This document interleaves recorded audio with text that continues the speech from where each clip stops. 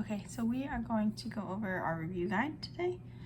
In advance, please forgive me if I start coughing because I have a cough that won't go away. So we're going to start off with just the questions. I'm just going to talk about the answers. We're not going to write them out. So number 1, what is an object's initial velocity if you drop it? If we drop it, we're going to assume that its initial velocity is 0, and you can use that to combine with the other information in the problem to solve for whatever it is that I'm asking you about. So if you drop it, your initial velocity is going to be 0. Number 2, velocity and acceleration at the maximum height if it's thrown straight up. So if your motion is completely up and down, then your velocity at the maximum height is going to be 0. It's going to stop for just an instant at the top before it starts falling again. And your acceleration is the same as it is in any other point of the flight, which is going to be negative 9.8 meters per second squared. So velocity is going to be 0 at maximum height, and acceleration is that due to gravity, which is negative 9.8 meters per second squared. Number 3, what factors affect how much air resistance will affect the velocity of an object in free fall? So air resistance depends on how fast the object is going. It depends on how large the object is in terms of surface area that's catching the air, and how much that force affects it will also depend on the mass of the object. So we'll talk about mass more coming up, but if you have two different objects of the same size, the air is going to slow the lighter object more than the heavier object. So the heavier something is, the less air resistance will have an effect as far as if you have two things of the same size and shape. Number 4, terminal velocity. Terminal velocity is when you have a falling object that has reached its maximum velocity. So it means that air resistance is pushing up just as much as gravity is pushing down. And so they're going to cancel out. So you're going to be going the same velocity from that point on. So you won't speed up anymore. You'll continue to fall at that same velocity. That's what terminal velocity is. It's the whole point of a parachute, is you want to make your terminal velocity lower so that when you hit the ground, you survive the fall. 5, describe a situation where air resistance is helpful. Well, I kind of just did. When you use a parachute, the whole point is to make you have as much air resistance as possible because you want the air resistance to slow your fall. So if you want to land at a safe impact, you really need as much air resistance as possible to slow you down as much as possible. There are other examples as well. Some drag racers will use little parachutes behind them to slow them down, where it'll help you just go from a high speed to stopped faster, and other similar things. Anything you can picture where something is going to try to make a large surface area to slow you down. Situation where air resistance needs to be overcome or reduced. Any fast-moving object. So it could be a plane. You have a similar thing happening in the water. So if you've got like ships and things like that. But planes, cars, things like that, they try to be as aerodynamic as possible because the more air you have pushing against you, the harder you have to work to hit a certain speed, the more fuel you're going to use, all that kind of stuff. And when you have like space shuttle or spacecraft coming in from outer space, air resistance is what makes them potentially burn up in the atmosphere. It's the heat from the friction in the air, and so they try to have to overcome that air resistance as much as possible and make sure that their components are as heat resistant as possible. So then number 7 is where our problems start. So I'm going to just again work these out. I have them already worked out, so I'm not going to take the time to type it in my calculator again because I already have it. I already have the answers in front of me. So number 7, we have a person standing on top of the bleachers. They throw a ball straight up. So they're throwing it up with a speed of 4.5 meters per second. So that's its initial velocity. It's positive because it's going up. We're going to use positive as up in most of our problems. It falls to the ground below, hitting 1.3 seconds later. So we have 1.3 seconds. how high are the bleachers? So we're looking for a delta y. Again, I'm going to use delta y and delta x interchangeably. Right now, it's not the end of the world if you have x or y. Next chapter or the one after that, it will be very important to keep those separate because we're going to have x and y. So anywhere you have an x in an equation, you can stick a y in there and it works. We'll just use y for vertical motion. The other thing that is implied in this, it's not as obvious, is your acceleration. So our acceleration is negative 9.8 because you're falling. So we can use that. So if we're trying to find delta y, the easiest way to do that is going to be with the equation that's already solved for delta y. And again, it says delta x on the equation sheet, but it's the same thing. It's just vertical versus horizontal motion. So it's already solved. You don't have to do any algebra. So you just do 4.5 times 1.3. And then you plug in your acceleration of negative 9.8. Make sure you have the negative in there. And then 1.3 squared. Again, make sure you're only squaring the 1.3, not the whole thing. So you end up getting negative 2.431. That negative just means you land lower than where you started. If it was positive, it would be like you threw it up onto a roof or something. And then we're going to round it to 2 sig figs because we've got 2 digits in all of these. So we're going to keep the 2 and the 4. So you get negative 2.4. Because I said how high, you could give me the positive or the negative. It's fine either way. I would accept both answers. If I asked for the displacement, you would need to give me the negative. Okay, now number 8 says, a kid drops a quarter from the balcony at the mall. Nobody ever goes to malls anymore. You drop it when it's 5.8 meters above the ground below. What's the quarter's velocity right before it hits the ground? So you drop it. So we already talked about how that's going to be, your velocity is going to be 0 at the beginning.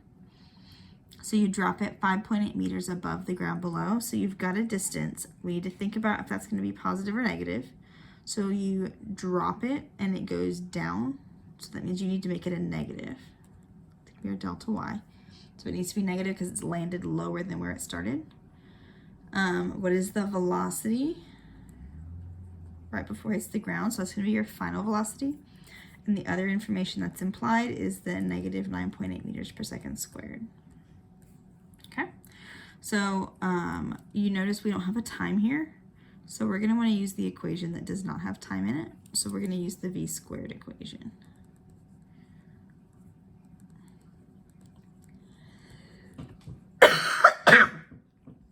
Okay, so first off, I know this is 0, so it just makes it easier if I get rid of that term right away. So then I'm solving for v. So the only thing I need to get rid of is this squared. Now keep in mind, when you take the square root, it's a plus or minus. You might want to get in the habit of writing that because sometimes it's a really good reminder. Because when I ask for its velocity, you need to make sure you have a negative answer. So we're going to plug our numbers in. So we get 2 times negative 9.8 times negative 5.8. If you forgot your negative on your 5.8, this is where you would run into a problem. So if you end up with an imaginary number, non-real answer, whatever your calculator tells you, check your negatives, some negative signs wherever they are. So then this one ends up being a positive or negative 10.66. And if you look here, you have 2 sig figs in both of those, so it's going to round to negative 11. We know it's going down, when it's falling, so that means it's going to end up being a negative answer. Okay, so then we have 9. So 9, I'm going to start running where you can't see the problem anymore. So number 9 says if you drop a baseball off your roof, so if you drop, that means your initial velocity is 0. If you drop a baseball off your roof, and it takes 2.10 seconds to land on the grass below. So 2.10 seconds, that's a time. How high is your roof? So how high is going to be a delta y answer again. And again, we have an implied acceleration of negative 9.8 meters per second squared. So this is going to be just like the first problem. The only difference is this time you're dropping it instead of throwing it. The process is the same. So same equation, v naught t plus 1/2 at squared. This is actually a little easier because this is 0, which means this whole term is going to be 0 because 0 times anything is 0. So it's really just the second part of the equation.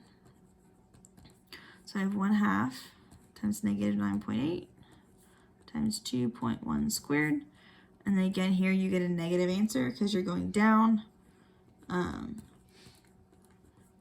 I would take the positive or the negative because I asked how high.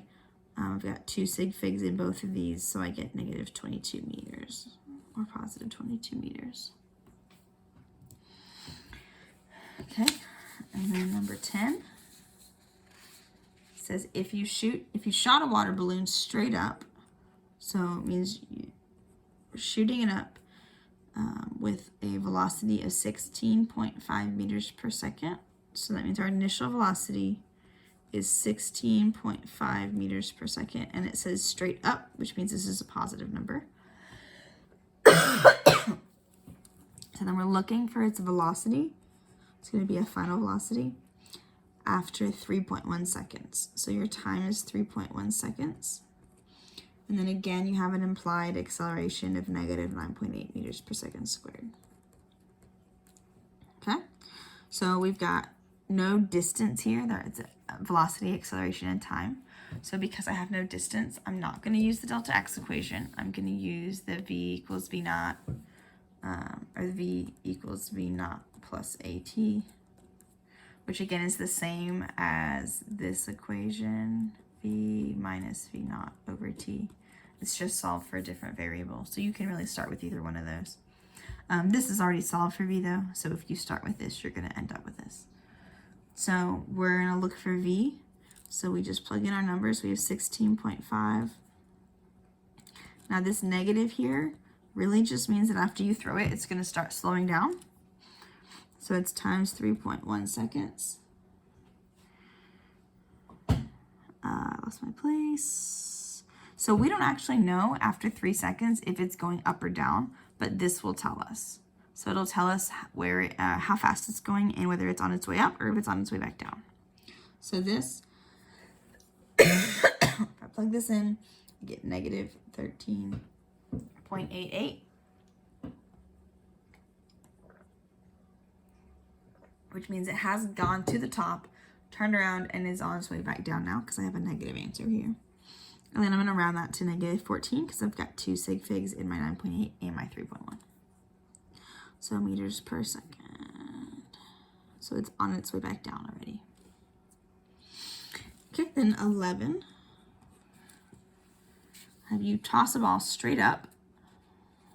It goes to a maximum height of 4.2 meters. So delta y, I'm going to write max here so we remember that it's maximum height, 4.2 meters. How fast did you throw it? Now that seems like not enough information, but there is one thing that we know is true at its maximum height, and that is that its final velocity is going to be 0. Because at the top, it's going to stop for an instant before it starts falling again. And so that maximum height is going to be the crucial piece of information. And then I also have an acceleration, same as all the other problems.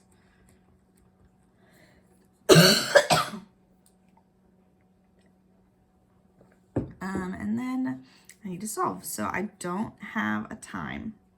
So that means we're going to want to use the equation that does not have a time in it.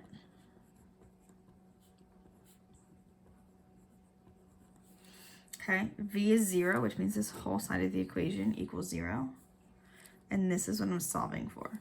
So I'm going to move this over.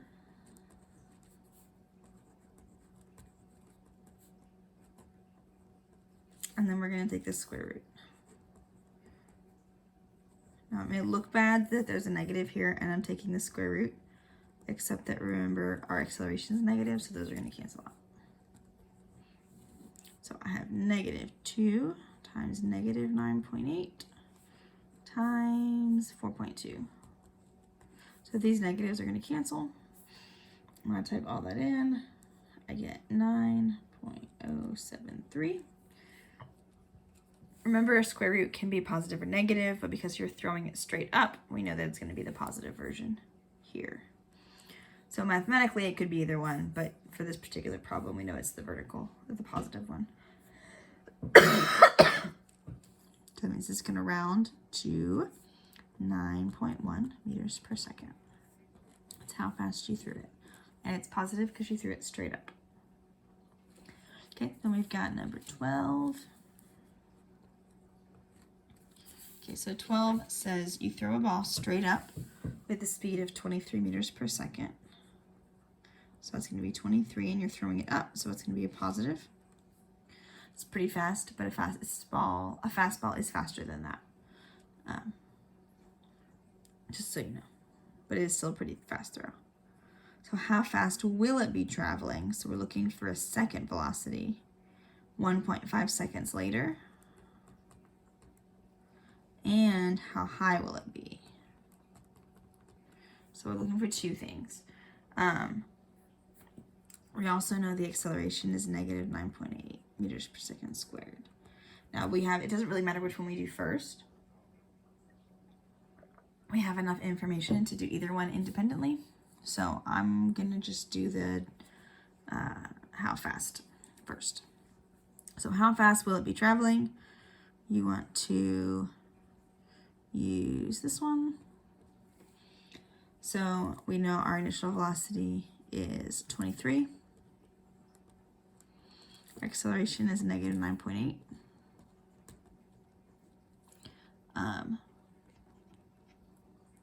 I know that my time is 1.5. So when I do all that in my calculator, I end up with 8.3 meters per second, and that's going to be my final velocity. Okay, and then I need to find my delta y. So my delta y is going to be my v naught t plus 1/2 at squared equation. So I'm running out of room, sorry. So 23 times 1.5 plus 1/2 times negative 9.8, 1.5 squared. Running out of room. There we go. It's there. Sorry. And I end up with a delta y of 23.475, which I'm going to round to 2 digits and get 23 meters. So you're going to be 23 meters above where you started. So that's 12. Okay, give me just a sec. My phone is doing something. There we go. Okay, now we are going to do one more. Well, one more, kind of. It's 3 questions that go together.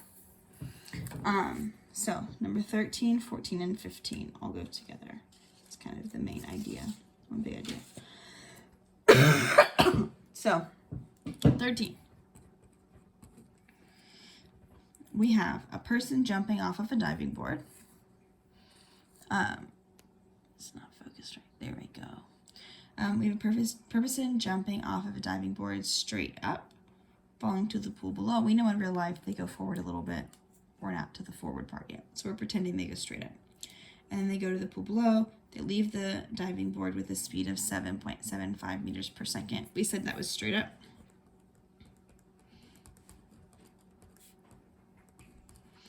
Positive. You land in the pool 3 meters below where they started. So that's your delta y. It's negative because you're going to land below where you started. So this is the overall delta y. 13 is asking how high did they go before they started falling. So that's actually asking for the maximum height. Okay, so these facts are true for the whole thing. We're only looking at the upward part of the dive right now. So like after they left the diving board on the way up. So this does not apply because this is the whole trip where this is what we're looking for. So the thing that we know that helps us find this is that the final velocity of that portion is going to be 0. So this is like the final velocity at the maximum height. So we have a delta y, we have this. This initial velocity does still apply because it's the final velocity or initial velocity of that part, the like upward jump. And then acceleration is negative 9.8, which that's true for the whole thing. Doesn't matter what part of the path you're doing. That's always true. So we have a delta y, a v naught, and an acceleration. So again, there's no time, which means the equation that we need is the v squared equals v naught squared plus 2a delta y. So then we have a 0 here. So it's always the easiest thing to start with is canceling anything out that's a 0. We are solving for this height. So we need to separate this, get this over here. And then we need to divide by the 2a to get that by itself. Okay, so my delta y is going to be negative 7.75 squared. Now keep in mind only this is squared, not the negatives. The negative will stay. And then you have 2 times negative 9.8. Well, negative will stay until it cancels that negative.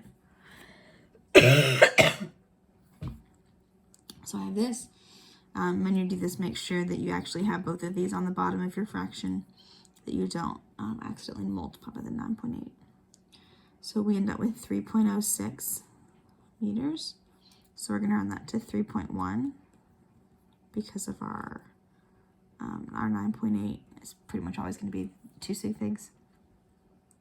So he went 3.1 meters up in the air before they stopped and turned around and started falling towards the pool. So 14, how long did it take to hit the water? So when they hit the water, we're not using this delta y, now we're using this total delta y. So now we're going to be using this information and we're solving for a time. So how long did it hit? And we have all these other pieces of information. So we've got t, a, y, and v naught. So we're going to use this equation.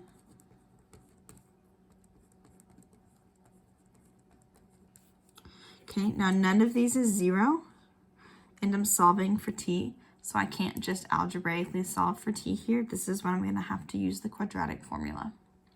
So I'm going to plug my numbers in. So my initial velocity is 7.75 t. I have negative 9.8 t squared. And then again, remember for the quadratic equation, we need it to be in the something t squared plus something t plus something equals 0. So I always start with this one first.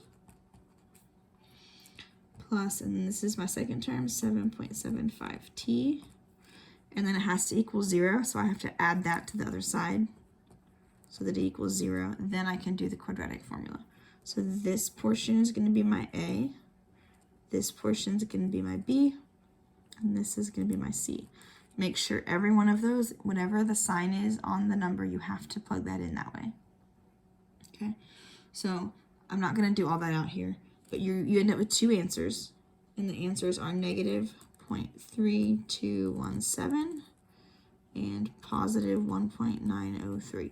Now we're not going back in time, so we can ignore that one. So it's going to be this one, and then we want to round it to 2 sig figs. So we end up with 1.9 seconds. On the review guide answer key that I posted, I did do a little more of the work for the quadratic equation, so you can look there if that's not the answer that you got for that one. Okay, and then 15.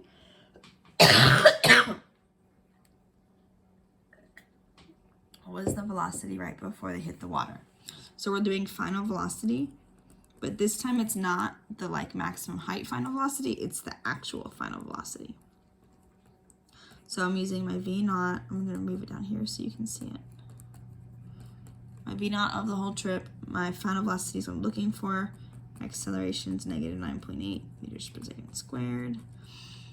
So you can do one of 2 things. You can use the time that we just solved for and then do it that way, or you can use the delta y that we had earlier. It was given in the problem, and the negative 3 meters. It really doesn't matter. So either one gets you the same answer. The one I did in my work is this one, so I'm going to do that way. Either way, you should get the same answer though. So you can do the v squared equation and solve for that, or you can do this way. So this one, I get v naught, which is 7.75. My acceleration is negative 9.8. I will say, if you're using this where you're using the number from the previous question, I would not use the rounded one. I wouldn't use the 1.9. I would use the 1.903 or even more digits if you have it still in your calculator. So use as many digits as you have here to get your answer. So then this gives you negative 10.8994. If you did it the other way, you would get a plus or minus that number. So just keep in mind that because he's falling, or she, it doesn't matter, I don't know which one it is, because they're falling into the pool, they're going to be going down, and so that's going to be a negative answer. So just make sure that your negative is on the final answer. And then my answer rounds to 2 sig figs, so I get negative 11 meters per second. So hopefully that helps. And that's what will be on this test.